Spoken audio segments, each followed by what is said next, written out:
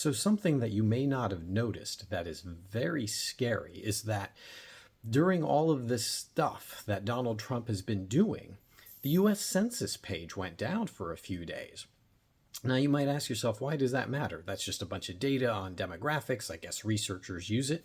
And that's exactly it. Researchers use it. The reason why it went down is because with all of Trump's executive orders, there's a lot of language about how you cannot discuss trans people, how you cannot discuss things like DEI. So all of those pages had to come down so that they could scrub the language, not just for diversity, equity, and inclusion, but for anything that references the trans population. What does this mean? Well, this means that if you want to find out if a particular illness impacts the trans population more than other people, well, the US Census is going to have to treat the trans population as if they simply don't exist, right? So there are either women or men.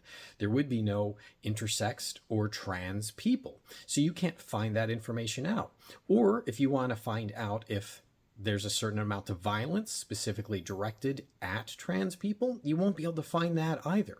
So when the trans population says you can't erase us, one of my biggest worries is that the Trump administration is actually very effectively doing so. That if anyone wants to be able to find out information about the impacts or effects of any particular phenomena on this group of already marginalized people who have a great deal of violence already done against them, no researcher will be able to find it out. And therefore, no one will be able to advocate for them. No one will be able to say, well, look, this policy results in more harm to the trans population because there will be no data on the trans population. There'll be no way to identify them as an existing group of people.